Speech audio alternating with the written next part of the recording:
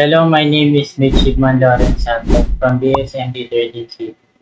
In this video, we will discuss some in-student offenses in the prevention, which shapes and disciplines students into better conduct.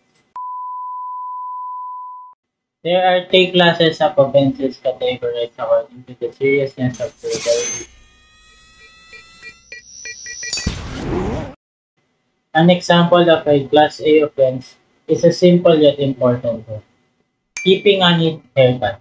No bald or semi-bald styles are a bald or semi-bald haircut may result in 3 to 10 days of suspension.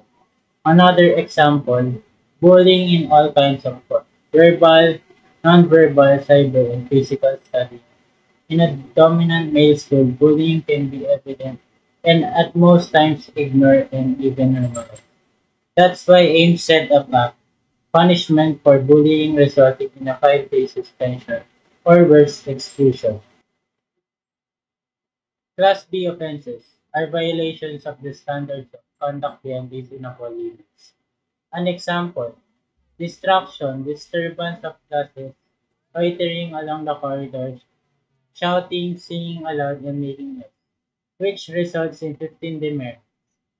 This is to avoid disrupting ongoing classes and ensure students show their best self inside the campus. Another example, utterance of insulting, arrogant and disrespectful words against any school official, faculty, cadet officers, and cadets on duty who are vested with authority, which results in 20 demerits.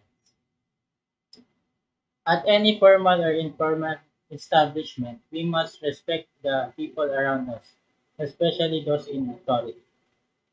Lastly, Class C offenses revolve around minor violations of the standards of conduct that cannot be overlooked as cadets.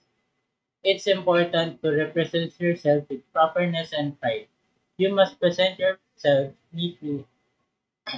Here are a few examples of offenses related to physical appearance. Long, long fingernails result in 5 demerits. Not in proper uniform. Each infraction results in 5 demerits. Remember, these offenses are not meant to control or be overly strict, but to practice self-discipline. By understanding this classification and examples, students can be more responsible and avoid unnecessary consequences.